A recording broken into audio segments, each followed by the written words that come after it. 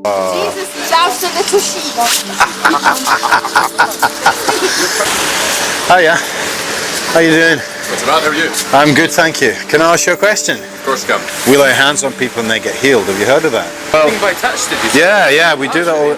Are you fit and healthy? I think so. Good. I think so. It depends if it's physical or mental. Right, why? Do you have mental issues as well? Or? I'm pretty mental. Yeah. So, things like anxiety, like depression, things like that. Yeah. You suffer from that. Yeah.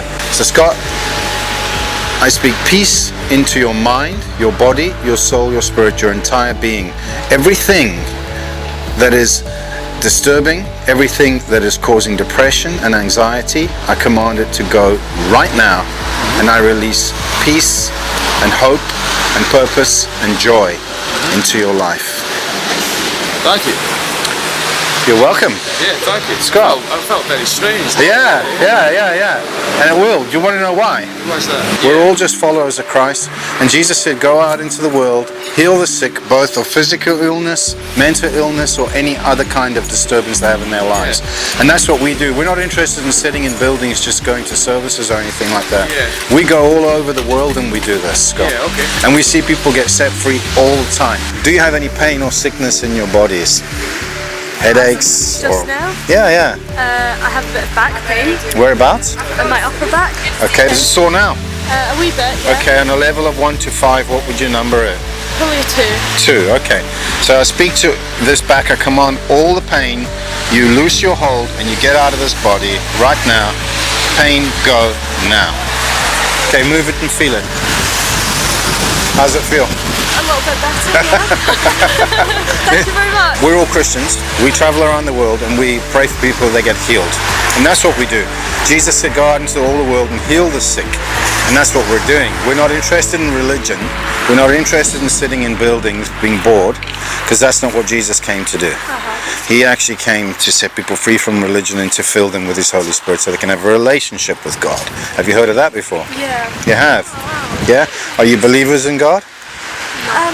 No. Some family. Yeah. Family members, so you know it from that, yeah. Do you believe in God?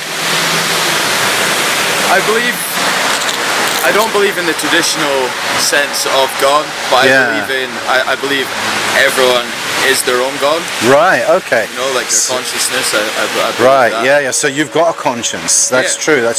I'm more interested in the Buddhism side of things. Yeah. Well, it's less of a religion, more of a philosophy. Yeah, you see, I don't have a religion either, and that's an interesting point you just made. You see, a lot of people think that being a follower of Christ is a religion. Yeah. They've got it wrong. Jesus never died to bring us religion. He died to destroy it. Yeah. Really. When you see the people who had Jesus crucified, they were religious leaders. Yeah. Have you noticed that?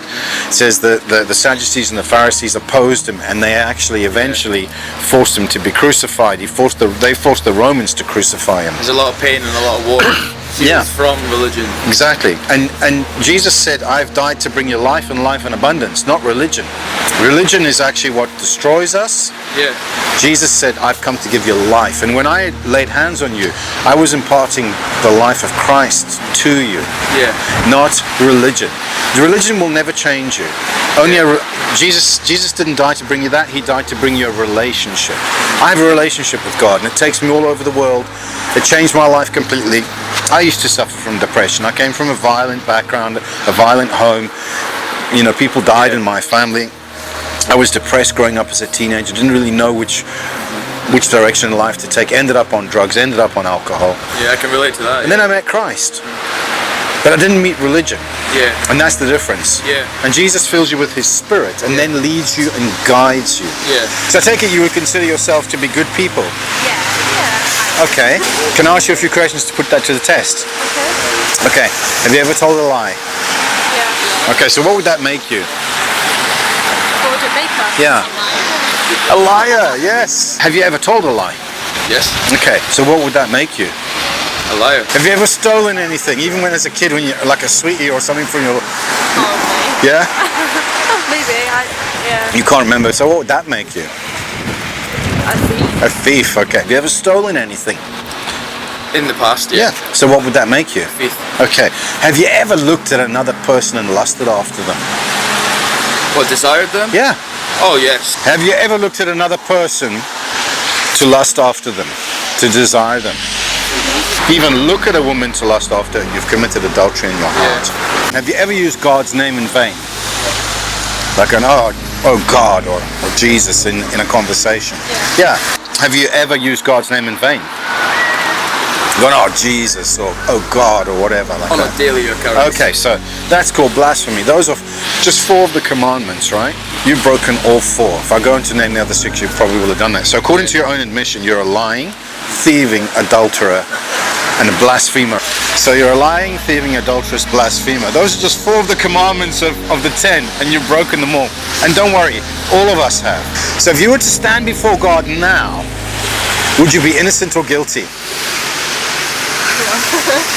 Well, guilty, I suppose. Guilty, yeah. So what would it be, heaven or hell? Hell. Hell. Probably hell. Okay. If that exists. Okay. When we compare ourselves to other people, we can think we're good.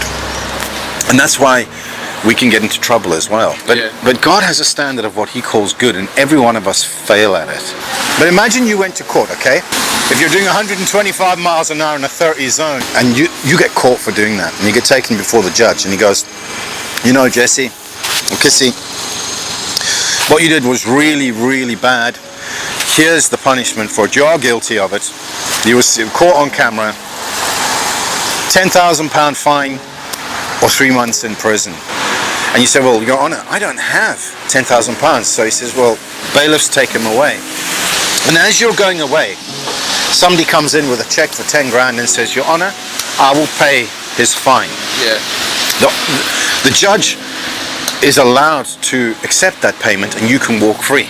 Okay. If you accept that payment, you may look at that person and say, well, I don't like that person, I'm not accepting it. Then you have to do the time. Yeah. So you get set free and you're allowed to go. That's legal, okay?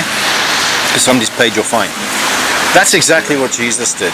You and I, we've all failed according to God's standards. We would all be in that position if somebody hadn't already paid the fine. Here's the thing. The sentence has been passed for all of us who break that law. But actually, the good news is this.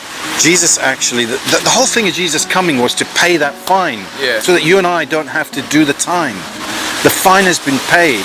And that's what the gospel is all about, Scott. The fine has been paid for you, not so that you can become religious, but so that you can be born again of the Spirit of God and filled with the Holy Spirit and enter into a living relationship with God. That's what he's got for you. When I prayed for you, you felt a peace come upon you, didn't you? Yeah. That's because of my relationship with God. The same Holy Spirit that I have living in me, he wants to give to you. Would you like that? Yes. You can say, Lord, yeah, I have broken those. Yeah. I do stand condemned without you, but thank you that you've paid the price. Yeah. And I accept the price. I want you to think about it. 100%. And I want you to do that. I've got a very open mind. If you go home and you do that, I guarantee the Spirit of God will fill you. You will be changed. You get hold of a Bible and you start reading it, it'll just come alive to you. Yeah. It'll blow your mind. Start reading the New Testament. Read the Gospels. It's incredible. I just want you to think about that. You see, I'll probably never see you again. I've got nothing to gain. I don't want anything from you. I'm just here to plant a seed in your heart, to get you to think about this, because it's your eternity that's at stake. And if I do see you again, I want to see you there one day. Yeah. That's the only reason I'm here. So that one day I can see you there. Thank you very because you guys are precious to God, okay? Thank you. Thank you so much for your time. Thank you. Thank you.